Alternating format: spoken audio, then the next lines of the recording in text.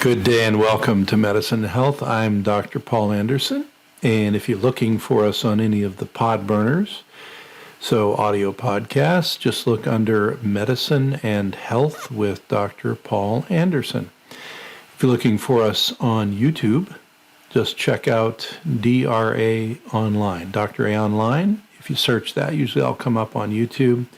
And then on Instagram and Facebook, it's just DRA Online also, Dr. Online. And I believe same on TikTok. And if you can't find any of that, just go to my hub website, which is DRANOW, dranow.com. And we got links to all of it there. So thank you for listening. Today we're doing 2 sections on heat therapies. You could call it hyperthermia. That's what heat therapies are. And we discussed in a previous section all of the, kind of the biological basis of heat in the human body, and then what we can do to heat the body up and how it's a continuum. And just for purposes of what we're going to talk about here, where we're going to talk more about modalities, I want to keep in mind that there are now 4 distinct levels of heating the body up, or hyperthermia. And we understand more and more about the immune and other chemistry changes at each of those 4 levels, okay? What we're going to talk about here are things that are not hospital or facility-based, so not medical hyperthermia, so to speak, although all hyperthermia is medical. What we're going to talk about are things that you might do or you might encounter or might be offered separate from a visit to a facility, a hospital, something like that. Generally speaking, what we're going to talk about here can get you into the first 2 levels of hyperthermia. The last 2 are quite hot. And as I mentioned in a previous section, they require a lot of monitoring. They require a lot of medical oversight and sometimes sedation and other stuff like that. So this is all going to be things you might encounter at home, at the gym, or some other place. So there's a couple of very important concepts. Safety, I want to talk about that. But the other is you get a lot of people, especially on the internet, you can argue about everything, and people do. But you get a lot of people with real hard and fast ideas about, well, this is the only kind of heat, that we can do to be therapeutic. No, this is the better kind of heat. No, this is whatever. Here's the thing. In those first 2 layers of hyperthermia, which are very, very health affecting, usually good, the most important concept is that you heat your body up somehow, okay? Now, how you do it, there can be differences in the way you do it. That's the point of today's talk. But the most important thing is whatever way you can, if you need to heat your body up, get it heated up. So what are the ways we want to talk about today in this section? We want to talk about body movement. We want to talk about saunaing. So there's a couple kinds of dry saunas.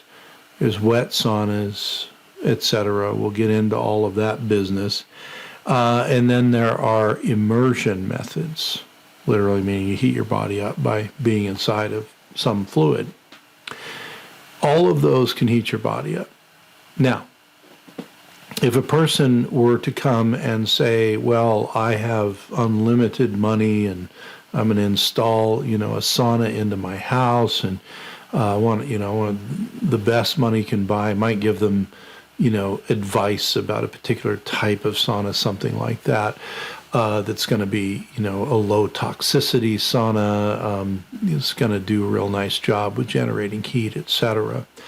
But more often than not, especially with our, chronically ill patients, etc.,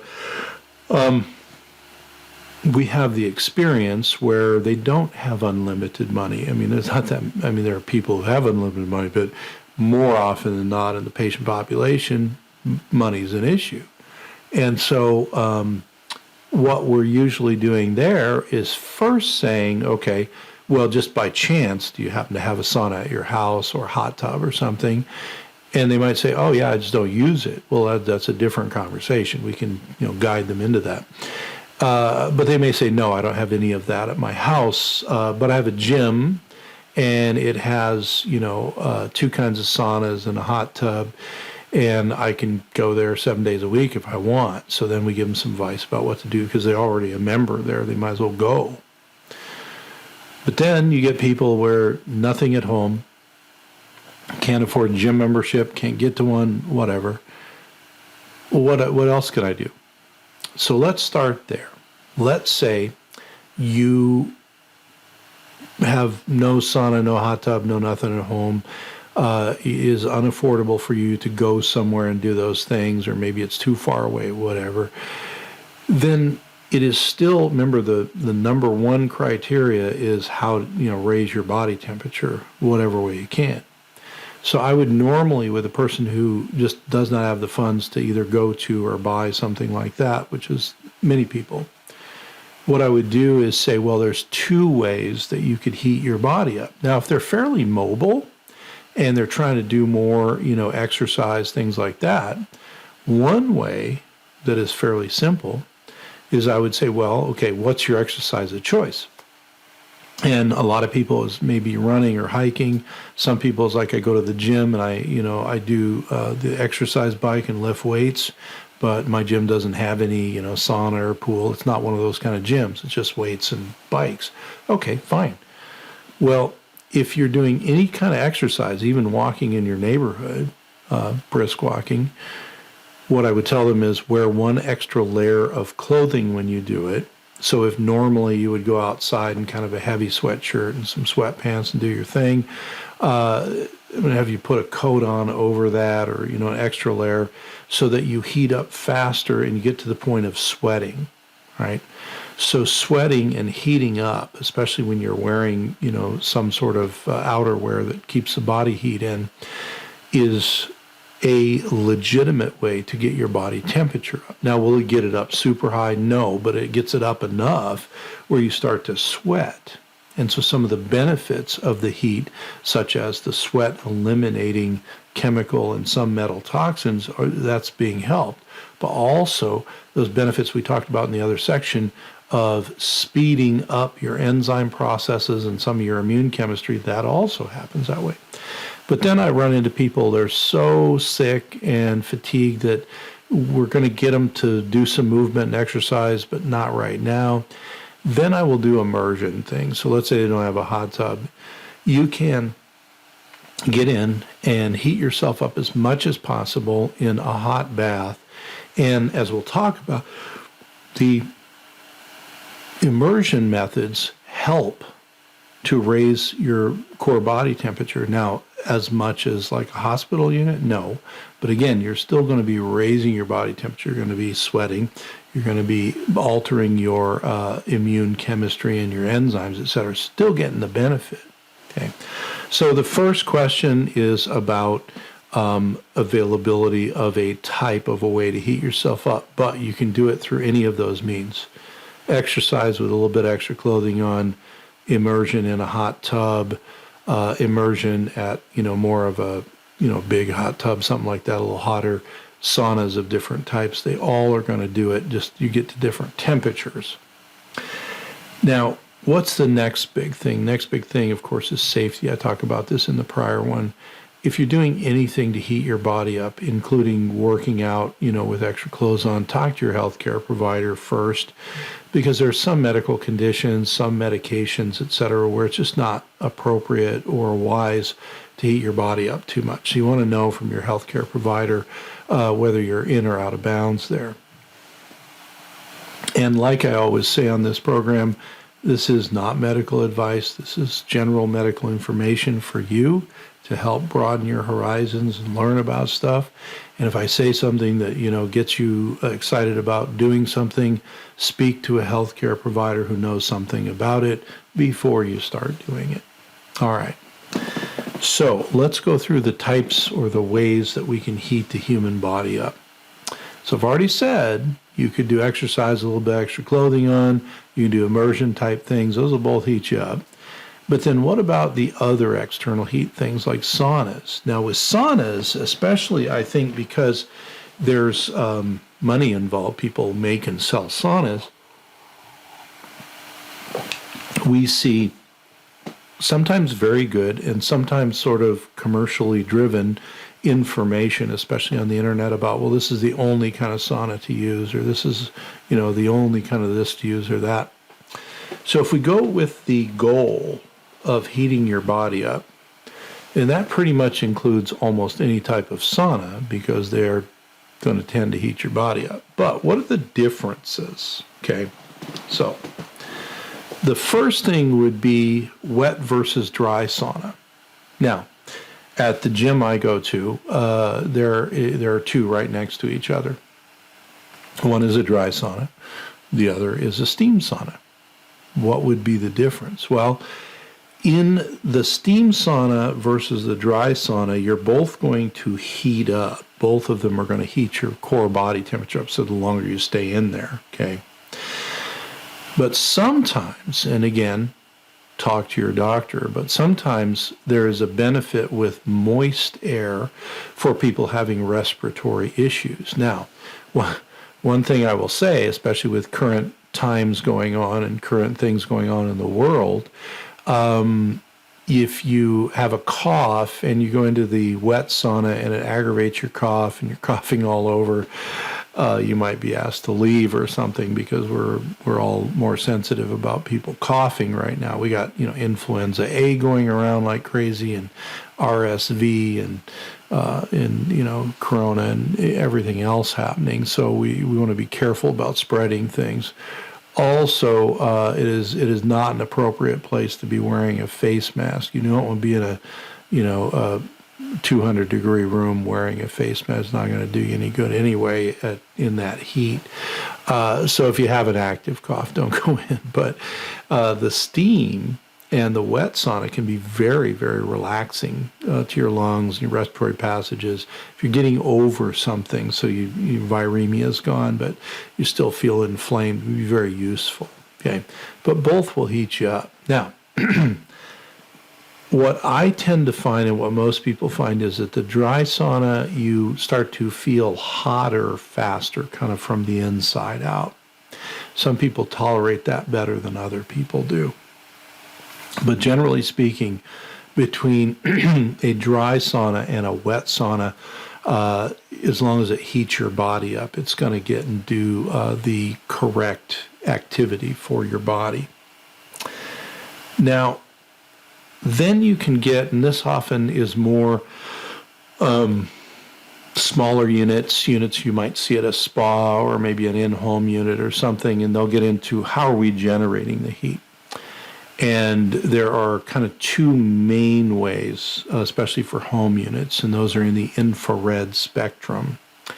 So when you go to the light spectrum, you generally start out at, red on one end, and then you go down the spectrum and you got blue on the other end. So on the blue end, when you go off the light spectrum, you got ultraviolet. On the red end, when you go off the light spectrum, because the part we see of wavelength energy is very small, and the wavelengths in nature are huge.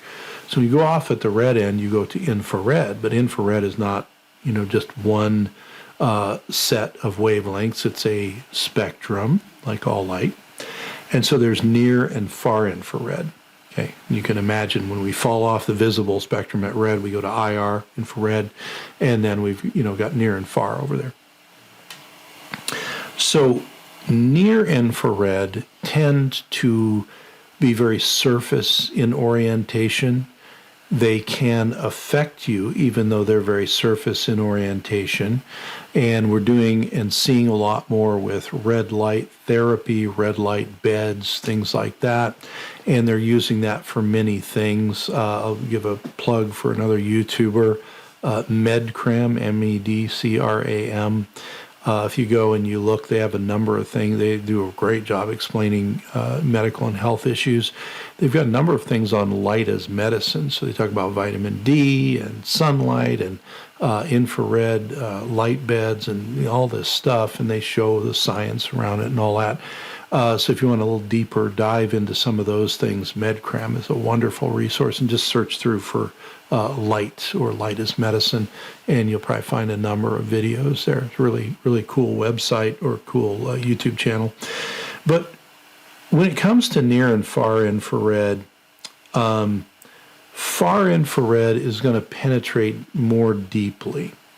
Near infrared is still going to penetrate, but more superficial. Now, something you have to keep in mind with superficial is because we are not, made with like a steel outer layer or something, right? We have skin, which is mostly alive. Now, the part you see on the outside is actually dead skin cells. It's the keratinized cells on the outside, but it's largely pretty active. And if you ever cut yourself, you know that you bleed with not much of a deep cut. So you know there's blood vessels and capillaries in there. Well, when you think about it, even if you have a near-infrared unit or a light bed you're laying or whatever, it's going to go in, but it's going to affect the vascular system, and it's going to help affect enzymes in the vascular system, all this other stuff. These sorts of things are used a lot in dermatology. They're used a lot in certain types of detoxification practices, etc. When you get to far infrared, you have more of a deeper penetration more quickly. So that's going to heat up your larger organs and your cells. It's going to make the metabolism speed up because you're directly heating those organs and tissues. And so in many cases, if you're looking at, say, installing, let's say you are going to pay the money to install a sauna or something, if you can get one that has a spectrum of near and far infrared, that can be very, very useful. There's more of those available now. If you had just to choose one and you really want to heat up, then the far infrared units are probably better. Now, they also make these portable units, and I would just say, if you look at a portable unit, please look at the way it's made. Some are, they all kind of look the same. They look sort of like they look like an old Russian steam sauna, only they're not. Your head goes out the top. So there's some sort of a tent with a frame on the inside. And many of the cheaper ones are actually made of plastic and some other stuff that you might not want to be heating up. The ones that we have used with folks have metal fibers. They look plastic to insulate, but it's actually mostly metal fiber. And then the other thing is on the inside, the infrared generating units. Some of the portable ones have one unit and some have two.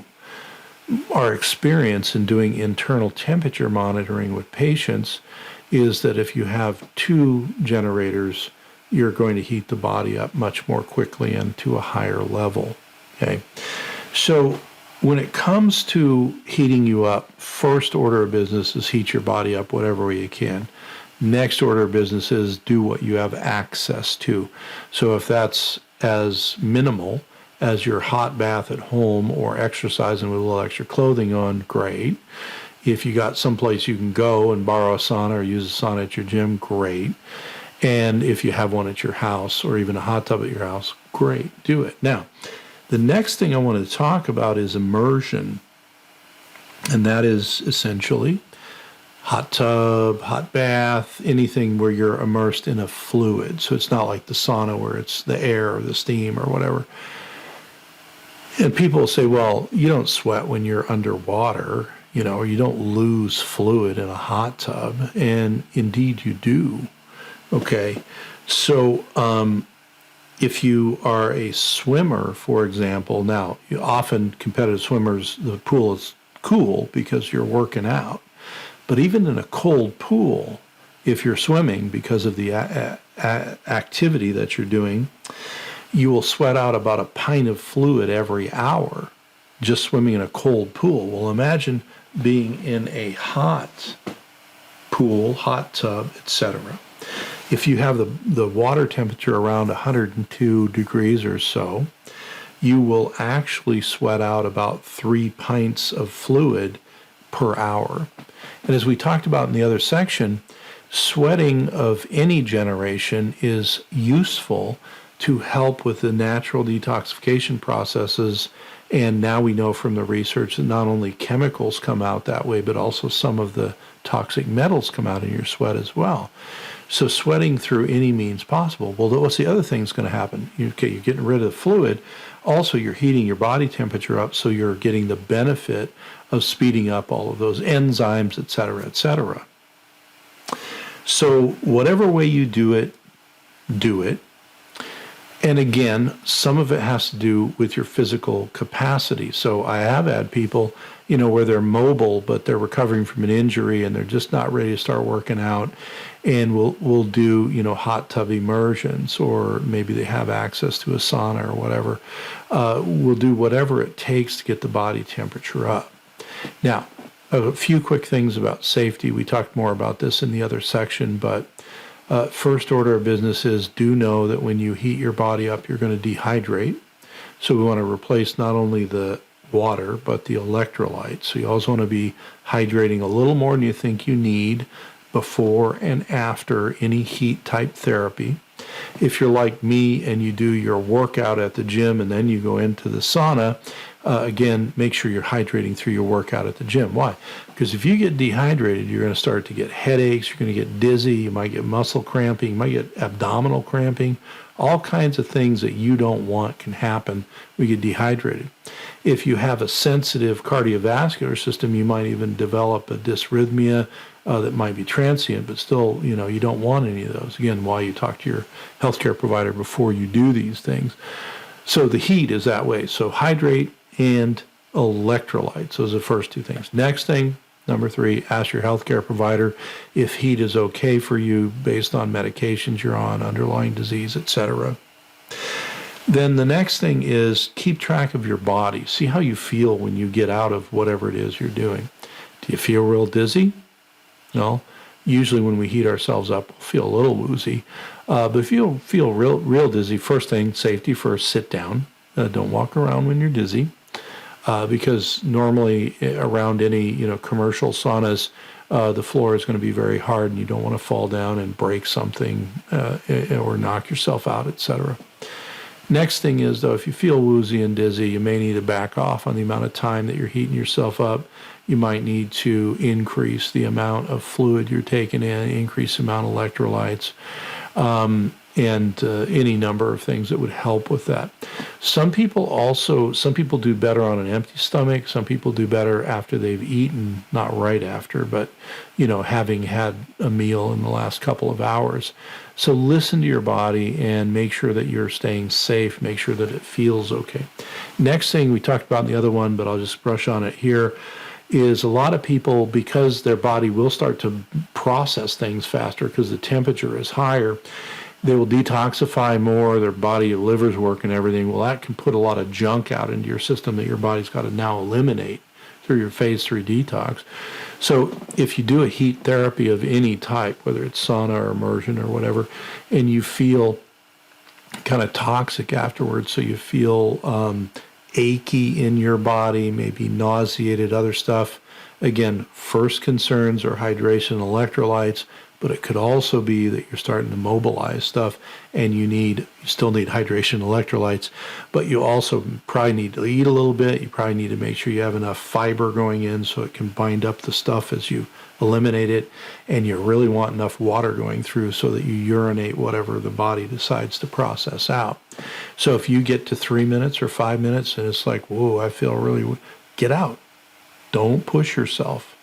You will generally develop more tolerance over time, and over time it's better to build tolerance than to crash in the beginning and have your body freak out anytime it gets near heat. All right, well, we're just about out of time. This has been part 2 of our heat generation sauna hyperthermia discussion. Really appreciate everybody, appreciate all of you subscribers. Go to DRANOW. We've got a sign-up thing there for our that is our website. We have a sign-up thing there for our newsletter.